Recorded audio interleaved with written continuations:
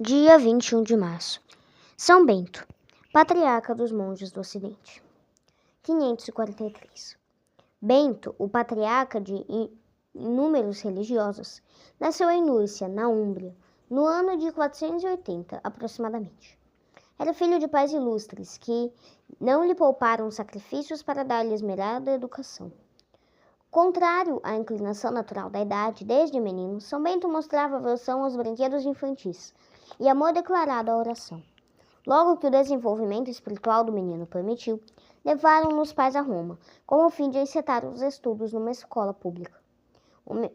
O meio em que as circunstâncias obrigaram a viver não lhe agradou, e receando o naufrágio de sua inocência, em companhia de tantos moços que levavam vida repreensibilíssima, resolveu cortar todas as relações com o mundo. Para pôr em segura a salvação, abandonou Roma e retirou-se para o deserto. A aia, que lhe era muito dedicada, acompanhou-o 30 milhas, até uma aldeia de nome Áfila. São Bento, subtraindo-se à vigilância da boa mulher, escondeu-se no ermo de Subiaco. Menino de 15 anos apenas, encontrou-se São Bento com um eremita romano, que lhe deu o hábito de monge, instruindo-o sobre a vida regular e respectivos deveres. Em seguida, levou-o a uma gruta, bem retraída, na serra, desconhecida e de difícil acesso. Foi esta gruta, chamada Gruta Santa, que São Bento escolheu para morada. Romano prometeu-lhe a mais estrita reserva sobre o esconderijo e prometeu também lhe trazer a provisão necessária de mantimentos. 3 anos passou São Bento naquela gruta, sem receber visita, a não ser de Romano. Deus, porém, querendo fazer brilhar a luz da santidade de seu servo, pôs a descoberta a existência do jovem eremita. O sacerdote daquela região, estando a preparar a refeição, ouviu uma voz dizendo: "Estás preparando o teu jantar, quando meu servo Bento morre de fome no deserto." O servo de Deus pôs-se a caminho, procura do santo, e só superando inúmeras dificuldades o encontrou. Bento, admirabilíssimo de receber visita, não quis conversar com o desconhecido, senão depois de ter passado algum tempo com ele em oração. O sacerdote ofereceu-lhe em seguida comida e insistiu para que se alimentasse, pois não achava conveniente o jejum no dia de Páscoa. São Bento ignorava essa circunstância. Terminada a refeição, o sacerdote retirou-se. Tempos depois, o paradeiro de São Bento foi descoberto por pastores. Estes, vendo-o, julgaram estar diante de um animal feroz, engano causado pelas peles de animais com que São Bento se cobria, e pelo fato inesperado de encontrar-se um ente humano nos rochedos de Subiaco, por todos classificados de inabitáveis. Assim foi aos poucos conhecida a morada do santo, e os rochedos de Subiaco, em particular a gruta, tornavam-se alvo da visita de muita gente, que lá ia para receber conselho e conforto do santo eremita. Quem julga ser o ermo lugar inacessível a tentações, engana-se. A gruta do Subiaco, tão afastada do bulício do mundo, foi teatro de lutas horríveis. O demônio que perseguiu o divino mestre até o deserto descobriu também o esconderijo de São Bento, e tudo fez para demover o santo do caminho de Deus. Ora importunava-o com a aparição em forma de um pássaro preto, ora eram os jogos de fantasia com que projetava diante da alma do jovem as imagens mais sedutoras da vida de Roma. A tentação era tão forte que foi preciso lutar com a máxima energia, para não deixar o ermo e voltar ao mundo. Para extinguir o fogo da paixão e quebrar o aguilhão da tentação, São Bento revolvia-se em espinhos, conseguindo por estes meios extraordinários a vitória completa do espírito sobre a carne. Devido à fama de santidade dele, foi enorme o número de pedidos dos que desejavam viver sob a direção do santo eremita. Após muitos rogos insistentes, aceitou a dignidade de abade do convento de Vicovaro. A disciplina daquele convento, porém, estava tão corrompida que São Bento se viu obrigado a proceder com bastante rigor, mas no intuito de reconduzir os monges relaxados à observância fiel da regra. Formou-se entre os religiosos tão entranhada antipatia contra o santo superior que terminou por degenerar em ódio.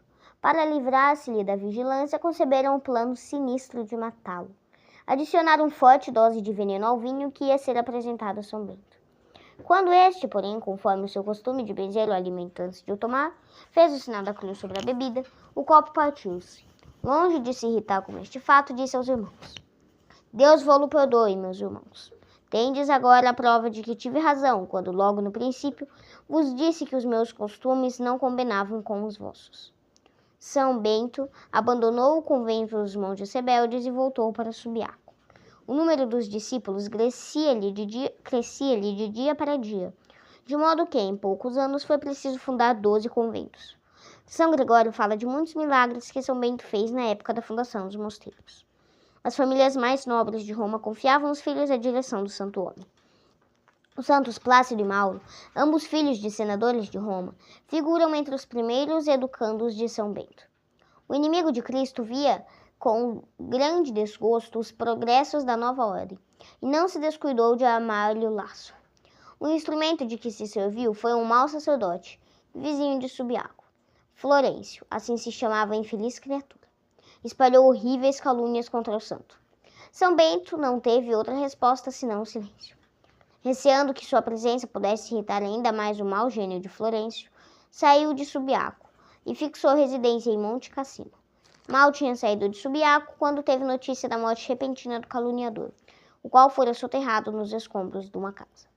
No cume do Monte Cassino existia um templo do deus Apolo, e perto do templo um bosque consagrado à mesma divindade. Templo e bosque gozavam ainda de grande veneração. Vexado com este resto do paganismo, São Bento começou a pregar o Santo Evangelho. A pregação e os numerosos milagres que fazia converteram muitas pessoas. O templo foi derrubado e nas ruínas se ergueram 2 conventos sob a invocação de São João Batista e São Martinho. Tal é a origem do célebre mosteiro de Monte Cassino, fundado no ano de 529, quando São Bento contava 49 anos de idade, sendo Justiniano imperador, Papa Félix IV e rei da Itália Atalarico, chefe dos Gulos. São Bento não possuía a ciência das coisas profanas. Tanto mais versado era na ciência de Deus e da salvação. Em Monte Cassino escreveu a admirável regra para a vida monástica. Nesta obra monumental, São Bento releva um profundo conhecimento da alma humana e da ciência que a conduz ao ápice da perfeição. São Gregório encantava-se com o espírito de sabedoria e modéstia desta regra, e não hesitava em preconizá-la entre todas a primeira. A regra de São Bento foi adotada por todos os monges do Ocidente. Conservou-se por muito tempo como base da vida monástica. Eis o que prescreve a dita regra: o silêncio, a oração, o recolhimento, a caridade fraterna e a obediência aos pontos, cuja observância aconselha. São Bento chama a sua ordem escola para aprender a servir Deus.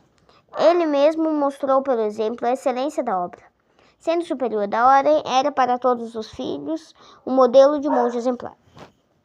Como outro Moisés, escolhido por Deus para conduzir o povo eleito de Deus, recebeu o dom dos milagres e da profecia, para autenticar-lhe a alta missão.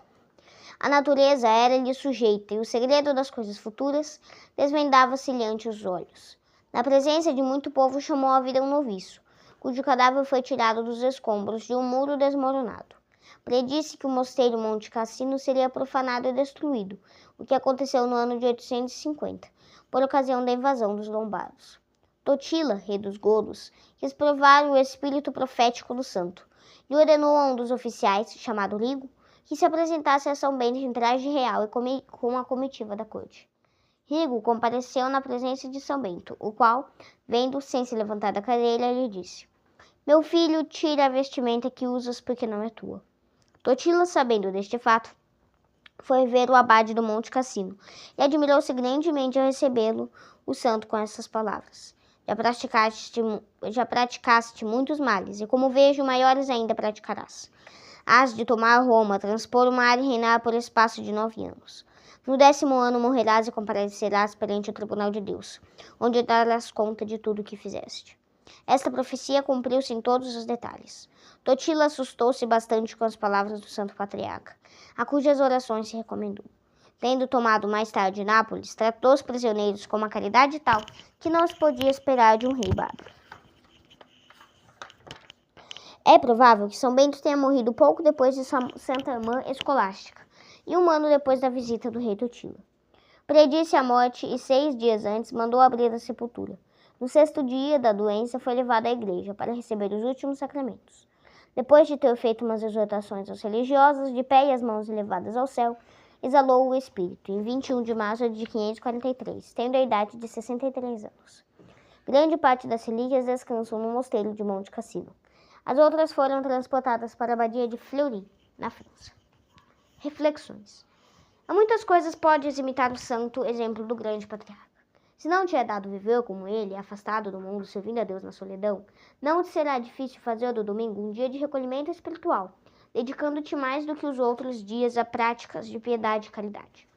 Além de assistir à Santa Missa, poderias fazer uma leitura espiritual, visitar um doente, fazer uma oração ao Santíssimo Sacramento, examinar mais detidamente o estado de tua alma.